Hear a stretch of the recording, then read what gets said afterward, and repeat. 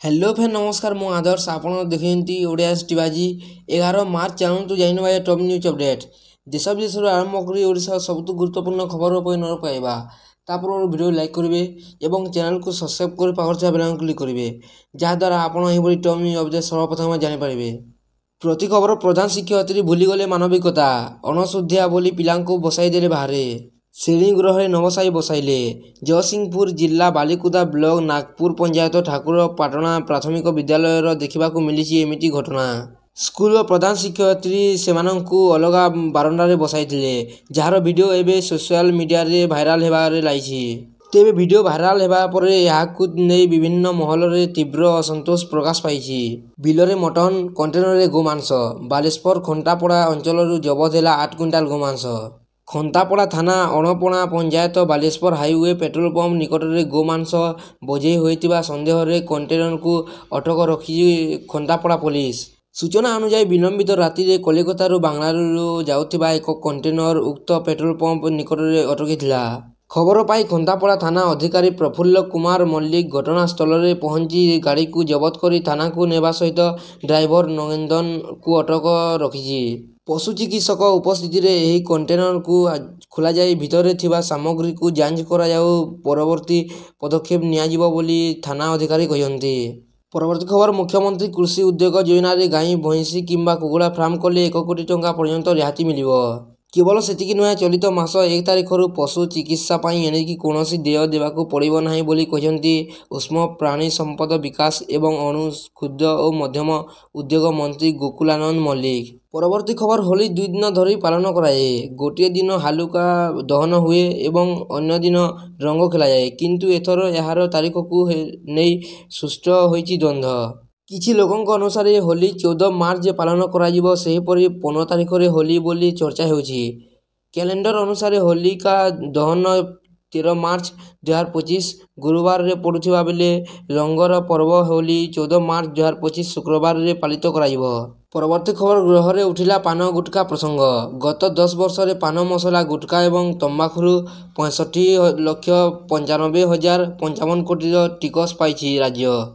केवल 2025 1047 कोटी टंका आदाय होइछि। बाहर 16टी जिल्लारू पान गुटखा एवं तंबाकू ओडिशा को आसुछि। राज्य में गुटखा और पान मसला उपर लागिछि कटकणा। यह सत्वे गुटखा और पान मसला बिक्री तो बंद हो पारिला नहीं बरं ए बाबद वर्ष को वर्ष राजस्व बढ़ी चली। राज्य में गुटखा प्रस्तुति समेत अबाध बिक्री को समस्ते देखुंती हेले धर्म को आखि ठारे मारिला भली सरकारी कटकणा को कहीं कार्यकारी करूनाहांती। एपरिक यार नियंत्रित दायित्व थिबा पुलिस और स्वास्थ्य अधिकारी मध्य अनेक गुटखा सेवन करुथिबा देखा मिली। परवर्ती खबर राजधानी रे गर्जिले आशाकर्मी। 18 दफा दाबी आशाकर्मी भुवनेश्वर लेयर पीएमजी रे गणधारणा। सरकार तुरंत दाबी पूरण न कले आशाकर्मी माने अनिर्दिष्ट काल पई कार्य बंद आंदोलन करेंगे बोली चेतावनी देते। आशाकर्मी को स्वास्थ्य कर्मचारी मान्यता प्रस्फुरण राशि परिवर्ते मासिक 26,000 टंका दरमा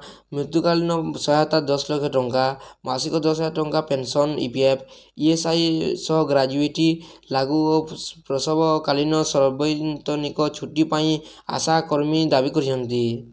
दाबी पूरण न हेले आशाकर्मी माने अनिर्दिष्ट काल पई विधानसभा प्रमुख आंदोलन करने को बाध्य हेबे बोली कहते। परवर्ती खबर राज्य में ताती जेमिति बढ़ुची जंगल निया सेतिकी मारी मारी चली।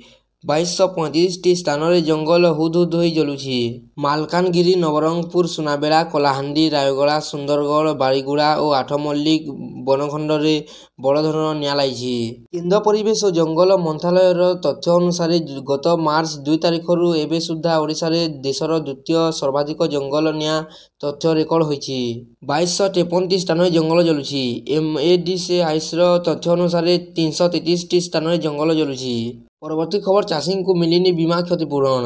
बरगढ़ जिले में प्रधानमंत्री फसल बीमा योजना बाटबणा हो पड़ी। एठारे अनेक क्षतिग्रस्त चाषी को बीमा क्षतिपूरण किंबा इनपुट सहायता मिली नथिबा अभियोग होइछि। याकु नै जिल्ला रे चाषी असंतोष बढ़िबारे लागिछि। गत 2023 रे मिगजोम बात्या समय रे क्षतिग्रस्त चाषी को एपर्यंत बीमा क्षतिपूरण किंबा इनपुट सहायता मिली पारि नाही। अन्यपटे विभिन्न चाषी को नाना आलो देखाई सेथिरु वंचित कराइथिबा चाषी माने अभियोग करिसंती। ପରବର୍ତ୍ତୀ ଖବର ଓଡିଆଇରୁ ଅବସର ନେଇ ବଡ଼ କଥା କହିଲେ ରୋହିତ ଶର୍ମା।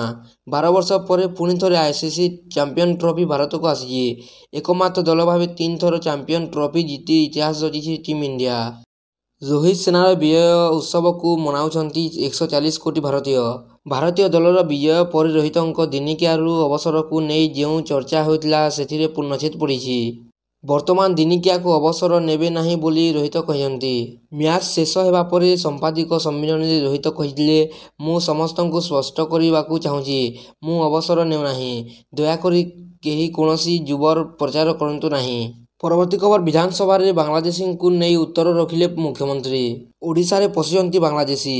ଅଦ୍ୟାବଧି ସମୁଦାୟ 3738 ଜଣ ବାଂଲାଦେଶୀ ଅନୁପ୍ରବେଶକାରୀ ଚିହ୍ନଟ ହୋଇଛନ୍ତି। ସୂଚନା ଅନୁସାରେ ସର୍ବାଧିକ କେନ୍ଦ୍ରାପଡ଼ାରେ 1649, ଜଗତସିଂହପୁରରେ 1112, ମାଲକାନଗିରିରେ 655, ଭଦ୍ରକରେ 149, ନବରଙ୍ଗପୁରରେ 106 ରହିଥିବା ବେଳେ ଭୁବନେଶ୍ୱରରେ 17 ଜଣ ଚିହ୍ନଟ ହୋଇଛନ୍ତି। ଭିଡ଼ିଓଟି ଭଲ ଲାଗିଲେ ଲାଇକ୍ କରିବେ ଏବଂ ଚ୍ୟାନେଲକୁ ସବସ୍କ୍ରାଇବ୍ କରି ପାଖରେ ଥିବା ବେଲ୍ ଆଇକନ୍ କ୍ଲିକ୍ କରିବେ। ଭିଡ଼ିଓଟି ସମ୍ପୂର୍ଣ୍ଣ ଦେଖିଥିବାରୁ ଧନ୍ୟବାଦ।